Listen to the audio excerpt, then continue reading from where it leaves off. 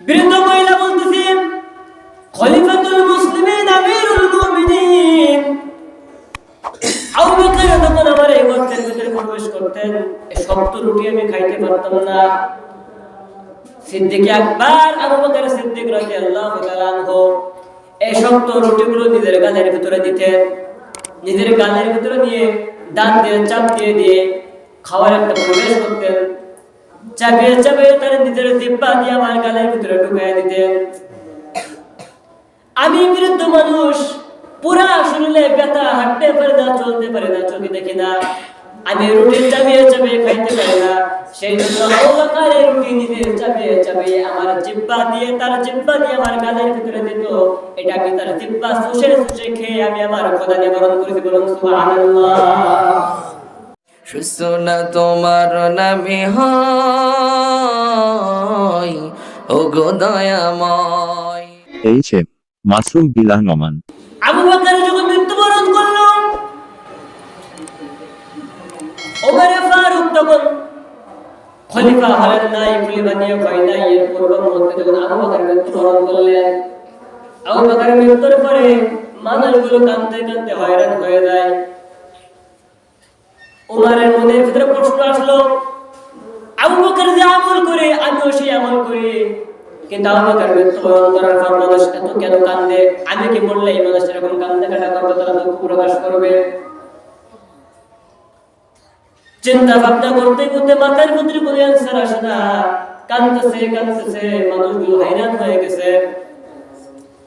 এক পর্যায়ে ওমর ফারুক রাদিয়াল্লাহু তাআলা আনহু আবু বকরের স্ত্রীর কাছে গেলেন, যে বলছেন, আপনার স্বামী আবু বকর এমন কি বেশি নেক আমল করছে যে আমল করার কারণে শামাম আরবের মানুষগুলো তার জন্য কেন কান্নাকাটা করতেছে, কারণটা কি? আবু বকরের স্ত্রী বলছে, ওমর, আমার স্বামী আবু বকর গোপন কোন নেক আমল ছিল না, সে আমল করতো, সকলের সামনে আমল করতো, মসজিদের রাসূলের সামনে আমল করতো, সকলের সামনে আমল। কিন্তু আমি দেখছি একটাই শুধুমাত্র আমল ছিল, অতিরিক্ত আমল, সেটা কেউ জানে না। ওমরের মনের ভিতরে কৌতূহল আসলো, এই আমলটা কি? আমরা দ্রুত বলুন, আমি এখন এই আমল শুরু করতে চাই। আবু বকরের স্ত্রী বলছে, ওমর, আমি দেখতাম আমার স্বামী আবু বকর নিজের হাতে 3টা রুটি তৈরি করতেন। এই 3টা রুটি আগুনের উপরে দিয়ে সুন্দর করে গরম করে সেকতেন, এবং এই আগুনে সেকার পরে রুটিগুলো দিয়ে এই রাস্তা দিয়ে হাঁটতেন। কোথায় যাইতেন, কি করতেন, কিছুই জানি না। খলিফাতুল মুসলিমিন ওমর ফারুক রাদিয়াল্লাহু তাআলা আনহু 3টা রুটি হাতে নিয়ে এই রাস্তা দিয়ে হাঁটা শুরু করছেন। হাঁটতে হাঁটতে অনেক দূর চলে গেল। ওমর ফারুক বলে, আমি লক্ষ্য করে দেখি মাঠের মধ্যে অনেকগুলো রাখাল, তারা আমার দেখে দৌড়ায় চলে আসছে। রাখালগুলো বলতেছে, ওমর ফারুক রাদিয়াল্লাহু তাআলা আনহু প্রতিদিন এই রাস্তা দিয়ে আবু বকর আসতো, পকেট ভরা খুরমা খেজুর নিয়ে আসতো। যখন আমরা তাকে দেখে দৌড়ায় চলে আসতাম, আমাদের প্রত্যেকের হাতে পকেট থেকে খুরমাগুলো নিয়ে আমাদের হাতে দিতেন, আমরা খাইতাম, মজা করতাম, আমাদের দিকে সালাম দিতেন। আজকে যেহেতু আবু বকর আসে নাই, আবু বকরের পরিবর্তে ওমর আসছে, আমরা বলতে চাইছি আবু বকর দুনিয়াতে নাই, আবু বকর মৃত্যুবরণ করেছে। ওমর বলতেছে, বাবা, আবু বকর নাই, মৃত্যুবরণ করছে। কিন্তু এখানে আসার পর সিদ্দিক আকবর আবু বকর সিদ্দিক যাইতেন কোথায়? রাখালগুলো বলতেছে, আমিরুল মুমিনিন ওমর ফারুক রাদিয়াল্লাহু তাআলা আনহু কোথায় যাইতেন, কি করতেন, কিছু জানি না। শুধুমাত্র একটা জিনিস জানি, সেটা হলো এই রাস্তা দিয়ে গহীন জঙ্গলের দিকে যাইতেন, জঙ্গলের ভিতরে প্রবেশ করতেন। জঙ্গলে যাওয়ার পরে এই রুটি 3টা কাকে দিতেন, কি করতেন, আমরা কিছু জানি না। আমিরুল মুমিনিন ওমর ফারুক রাদিয়াল্লাহু তাআলা আনহু হাঁটতে হাঁটতে গহীন জঙ্গলের ভিতরে প্রবেশ করতে, জঙ্গলের ভিতরে যে দেখে বিশাল বড় একটা গর্ত, গর্তের ভিতরে কান্নার আওয়াজ আসে। কান্নার আওয়াজ শোনার পরে আস্তে আস্তে ওই গর্তের ভিতরে প্রবেশ করলেন, গর্তের ভিতরে গেলেন। পায়ের আওয়াজ শোনার পরে গর্তের মধ্য থেকে একজন বৃদ্ধ মহিলা কাঁদতেছে, বলতেছে, আমি বুঝতে পেরেছি আজকে আবু বকর আমার গর্তের ভিতরে আসে নাই, আজকে আবু বকর আমার ঘরের ভিতরে আসে নাই, আবু বকরের পরিবর্তে ওমর আমার গর্তের ভিতরে প্রবেশ করছে। ওমর বলতে, বৃদ্ধ মহিলা, আমি যতটুকু জানি, আমি আপনার দিকে তাকিয়ে লক্ষ্য করে দেখতেছি, আপনি চোখে দেখেন না অন্ধ মানুষ, কিন্তু বুঝলেন কেমনে? এই বৃদ্ধ মহিলা বলতেছে, আমিরুল মুমিনিন খলিফাতুল মুসলিমিন ওমর ফারুক রাদিয়াল্লাহু তাআলা আনহু, আমি দেখছি প্রতিদিন যখন আবু বকর আমার এই গর্তের ভিতরে প্রবেশ করতেন, গর্তের ভিতরে প্রবেশ করার আগেই বাইরে থেকে আমার সালাম দিয়ে সতর্ক করতেন। আমার এই গর্তের ভিতরে আসার পরে আমার এই কাপড়গুলো, ময়লা কাপড়গুলো নিয়ে পরিষ্কার করে দিতেন। ওমর বলছে, আর কি করতো?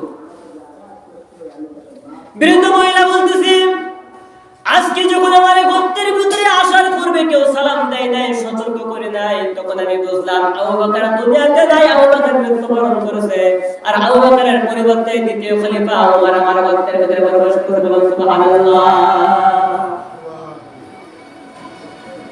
ওমর বলছে, বৃদ্ধ মা, আবু বকর আসার পরে এমন কি আমল করছে যার কারণে আবু বকরের মৃত্যুবরণ করার পর পুরা জাতি তার জন্য কাঁদতে কাঁদতে অস্থির হয়ে গেছে, পাগল হয়ে যাচ্ছে? কারণটা কি? বৃদ্ধ মহিলা বলতেছে, বাবা, আমি এই গর্তের ভিতরে অনেক দিন যাবত আছি, হাঁটতে পারে না, চলতে পারে না, চোখে দেখি না, আমি অসুস্থ মানুষ, আমার শরীরের ভিতরে দেখো ক্ষত শরীর। ওমর বলছে, আমি লক্ষ্য করে দেখি এই বৃদ্ধ মহিলার গায়ে এত বেশি দুর্গন্ধ, এত বেশি ঘা পাজরা হয়েছে, এই শরীরে ঘা পাজরায় এক পর্যায়ে পোকা হয়ে গেছে, গায়ে পোকা হাঁটতেছে দেখা যায়, দুর্গন্ধ শরীর, গায়ে এত বেশি ক্ষত, মানুষের গায়ে যেমন পচা, কি বলে আপনার হাঁস মুরগি পচা দেখুন আপনারা ফেলে দেন, এক পর্যায়ে দেখা যায় গায়ে কি পোকা হয়, দুর্গন্ধ, এরকম একটা পরিবেশ, দুর্গন্ধ, গায়ে পোকা হাঁটতেছে দেখা যায়। বৃদ্ধ মহিলা হা করলেন, হা করার পরে দেখলেন গালের ভিতরে জিহ্বা দিয়ে পোকা হাঁটতেছে। ন্যায় বিচার কারে বলে দেখেন, আর ন্যায় বিচার যারা করতে পারে এমন নেতা কারে বলে সেটা দেখেন। গালের ভিতরে পোকা হাঁটতেছে দেখা যায়, দুর্গন্ধ। বৃদ্ধ মহিলা বলতেছে, খলিফাতুল মুসলিমিন আমিরুল মুমিনিন আবু বকর যখন আমার এই গর্তের ভিতরে প্রবেশ করতেন, এই শক্ত রুটি আমি খাইতে পারতাম না। সিদ্দিক আকবর আবু বকর সিদ্দিক রাদিয়াল্লাহু তাআলা আনহু এই শক্ত রুটিগুলো নিজের গালের ভিতরে দিতেন, নিজের গালের ভিতরে নিয়ে দাঁত দিয়ে চাপ দিয়ে দিয়ে খাওয়ার একটা পরিবেশ করতেন, চাপিয়ে চাপিয়ে তার নিজের জিহ্বা দিয়ে আমার গালের ভিতরে ঢুকিয়ে দিতেন। আমি বৃদ্ধ মানুষ, পুরা শরীরে ব্যথা, হাঁটতে পারে না, চলতে পারে না, চোখে দেখি না, আমি রুটি চাপিয়ে চাপিয়ে খাইতে পারি না, সেই জন্য আবু বকর রুটি নিজে চাপিয়ে চাপিয়ে আমার জিহ্বা দিয়ে, তার জিহ্বা দিয়ে আমার গালের ভিতরে দিত, এটা আমি তার জিহ্বা চুষে চুষে খেয়ে আমি আমার খোদা নিবারণ করেছি। বলুন সুবহানাল্লাহ। ওমর বলছে, আমার পক্ষে সম্ভব না, কারণ গায়ে পোকা, দুর্গন্ধ, গালের ভিতরেও পোকা, যদি বলতো চাপিয়ে হাত দিয়ে দিতে সেটা একটা ভিন্ন কথা, চাপিয়ে আমার জিহ্বা তার গালের ভিতরে দেওয়া সম্ভব না। উনি ফিরে আসতেছেন, পিছন থেকে বৃদ্ধ মহিলা ডাক দিলেন, খলিফাতুল মুসলিমিন আমিরুল মুমিনিন, আমার দীর্ঘ বিশ্বাস আপনি এখনো পর্যন্ত পরিপূর্ণ নেতা হতে পারেন নাই। চমকে গেছেন ওমর, কি বলে, অর্ধ পৃথিবী শাসন করতেছি এখন আমি এখন পরিপূর্ণ নেতা হতে পারিনি। যে ওমরের সম্পর্কে কিতাবের ভিতরে আসছে, দিনের দিবালোকে উনি কোরআনের দাওয়াত দিয়েছে, কালিমার দাওয়াত দিয়েছে মানুষের দ্বারে দ্বারে, আর রাতে নামাজের পাঠের দ্বারে রাত কাটিয়েছেন। ওনার আশপাশে কোন মানুষ অনহারে আছে, না খেয়ে আছে, বিপদে বালা মুসিবতে আছে, এরা উনি খুঁজে খুঁজে বেড়াইতেন। এক রাতে মরুভূমি পাল্টে যাচ্ছে, হঠাৎ ঘরের ভিতরে দেখা যায় আগুন জ্বলতেছে। উনি ঘরের কাছে গেলেন, যে দেখে ছোট্ট ছোট্ট কিছু ছেলে মেয়েরা কান্নাকাটা করতেছে, আর একটা মহিলা আগুন জ্বালাইতেছে, উপরে একটা হাড়ি দেওয়া আছে, হাড়ির ভিতরে কিছু পানি। সন্তানগুলো ক্ষুধার যন্ত্রণায় কাঁদতেছে, মাত্রায় বুঝাইতেছে রান্না করতেছে তো একটু পরে তো হয়ে যাবে, তারপর খেতে দেবো। বুঝাইতে বুঝাইতে সন্তানগুলো ক্ষুধার যন্ত্রণায় আস্তে আস্তে অনেক রাত হয়ে গেছে, ঘুমাই গেছে। ওমর লক্ষ্য করে দেখে পোলাপান গুলো না খাইয়া আছে, আর হাড়িতে কিছুই নাই, শুধুমাত্র পানি দিয়ে আগুন দিয়ে জ্বাল দিতেছে। আমিরুল মুমিনিন ওনার যে গনিমতের মাল ছিল সেখান থেকে মাল নিয়ে আসতেছে। ওনার যে দারোয়ান ছিল সে বলছে যে আপনি কেন নেবেন, আপনি আমার মাথায় দিয়ে দেন। ওমর বলছে কিয়ামতের কঠিন ময়দানে যেহেতু আমার বোঝা আমার বহন করতে হবে, সেহেতু আজকে আমি এই বোঝা তোমার দিতে চাই না। নিজের মাথায় এই জবের আটা, এই আটার বস্তা নিজের মাথায় নিয়ে সেই মরুভূমির পাশে চলে গেলেন, তাদেরকে ডাক দিলেন, রুটি তৈরি করলেন, তাদেরকে খাওয়াইলেন। এই ছিল নেতা। আমি এত জনসেবা মানুষের মানে সেবা করতেছি, আর আমি এখনো বলে পরিপূর্ণ নেতা হতে পারিনি। কারণটা কি? উনি আবার গেলেন বিরত মহিলার কাছে, বলছে আমি ক্ষুধার্ত শরীর, আমার কষ্ট হইতেছে, আমি তো সেই কাল কি আবার আবু বকর খাবিয়ে গেছেন, সে মৃত্যুবরণ করছে, এখন পর্যন্ত কিছু খাই নাই। বলছে আমি তো এইভাবে খাওয়ানো আমার পক্ষে সম্ভব না। বৃদ্ধ মহিলা বলতেছি সিদ্দিক আকবর আবু বকর সিদ্দিক রাদিয়াল্লাহু তাআলা আনহু একদিন নয়, দুই দিন নয়, এক মাস নয়, 2 মাস নয়, দীর্ঘ মাস ধরে এইভাবে অনেক খাবে খাবে এইখানে রাখছে।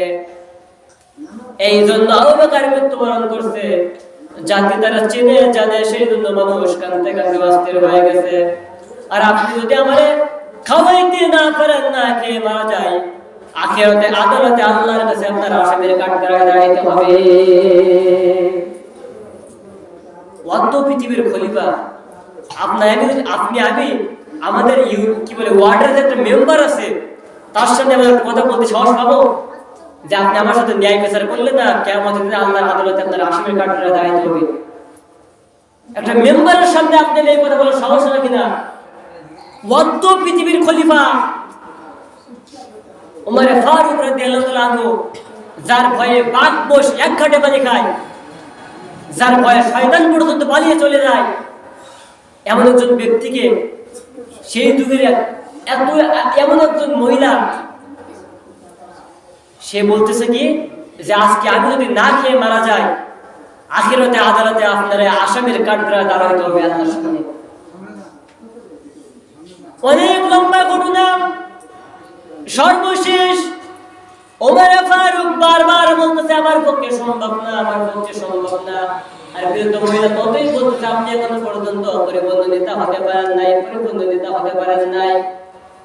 এই বলতে বলতে রব্বুল আলামিন ওমর ফারুকের অন্তরের ভিতরে এমন একটা মায়া দিয়ে দিলেন, এমন একটা কৌতূহল দিয়ে দিলেন, সঙ্গে সঙ্গে রুটি কেটে নিয়ে গালে চাপ দিয়ে দিয়ে এই বৃদ্ধ মহিলার গালে নিজের জিহ্বা দিয়ে রুটি খাওয়াইছেন। বলুন সুবহানাল্লাহ। আর আপনি আমি এমন মানুষ, আমাদের আশপাশে অসহায় মানুষ খেয়েছে নাকি না খেয়ে আছে, এই খোঁজ আপনি আমি দিতে পারি না। রাসূলের হাদিস, রাসূলের বাসায় সবসময় রান্না হতো না। আয়েশা সিদ্দিকা রাদিয়াল্লাহু তাআলা আনহা বলছেন, যখন কোন মানুষ আমাদের বাসায় একটু গোশত পাঠাতো, মাংস পাঠাতো, রাসূল যখন আমরা রান্না করতে বলতেন, তখন বলতেন যে রান্না করার সময় ঝোল একটু বেশি দিও, পানি একটু বেশি দিয়ে এটা রান্না করো, যেন ঝোল বেশি হয়। আমি প্রশ্ন করতে পারি, রাসূলুল্লাহ ঝোল বেশি দিন তো স্বাদ ভালো হয় না, খাইতে স্বাদ লাগে না, আর ঝোল বেশি দেওয়ার কারণ কি? আমরা তো অল্প কয়েকজন মানুষ।